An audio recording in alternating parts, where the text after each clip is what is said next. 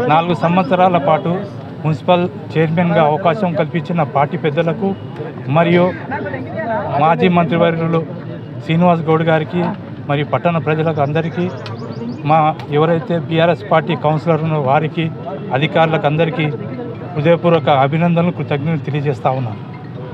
గత 4 సంవత్సరం నుంచి తెలంగాణ రాష్ట్రం ఏర్పడిన తర్వాత రెండోసారి నేను కౌన్సిలర్ గెలవడం, ఫస్ట్సారి కౌన్సిలర్ గెలవడం, నాకు మున్సిపల్ చైర్మన్గా అవకాశం ఇవ్వడం మంత్రి గారికి మరొకసారి హృదయపూర్వక అభినందనలు కృతజ్ఞతలు తెలియజేస్తున్నాను.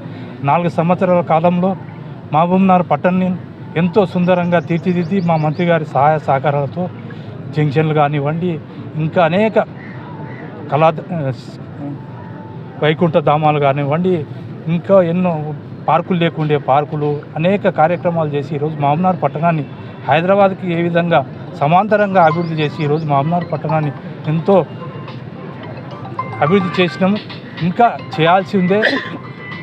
మా మంత్రి గారు ఎన్నో సహాయ సహకారాలు అందించినందుకే ఈరోజు మహబూబ్నగర్ పట్టణం అభివృద్ధి చెందింది. దాంతోపాటు ఈరోజు మా కౌన్సిలర్ ఎవరైతే ఉన్నారో బీఆర్ఎస్ పార్టీకి చెందిన 14 మంది కౌన్సిలర్లు, మా వైస్ చైర్మన్కి అందరికీ ఈ సందర్భంగా వారికి హృదయపూర్వకంగా కృతజ్ఞత తెలియజేస్తూ ఉన్నాను. మా 4 సంవత్సరాల కాలంలో నాకు సహకరించిన మున్సిపల్ కమిషనర్ కానీ, మున్సిపల్ ఇంజనీర్లు కానీ, శానిటరీ ఎస్ఐలు కానీ, వర్కర్స్ కానీ, రెవెన్యూ డిపార్ట్మెంట్ అందరికీ, పట్టణ ప్రజలకు మరియు జిల్లా కలెక్టర్కు, అధికార యంత్రాంగానికి అందరికీ హృదయపూర్వకంగా నమస్కారం తెలియజేస్తూ ఉన్నాను.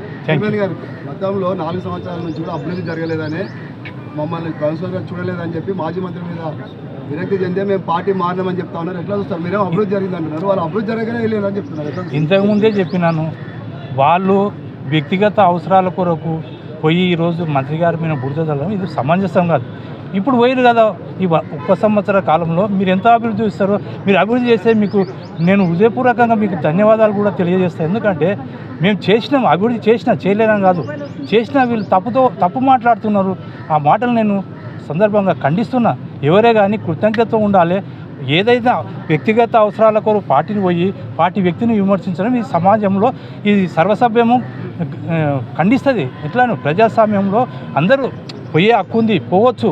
కానీ తోటి వ్యక్తి మీద నిందలు మోపిపోవడం అనేది సమంజసం కాదు. నీకు అవకాశం ఉంది, పోయినావు, దానికి ఎవరు అంటలేరు.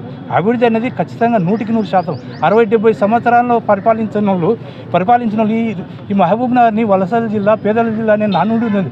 ఇప్పుడు అక్కడి నుంచి ఇక్కడ వలసలు వచ్చే విధంగా మా మంత్రి గారు కానీ, మా మాజీ ముఖ్యమంత్రి కేసీఆర్ కానీ తెలంగాణ రాష్ట్రం ఏర్పడిన తర్వాత ఎన్నో అభివృద్ధి కార్యక్రమాలు జరిగినాయి. ఈరోజు మహబూబ్నగర్కు వలసలు వచ్చే విధంగా మాజీ మంత్రి గారు కృషి చేసిందనే ఈ సందర్భంగా గుర్తు చేస్తున్నా.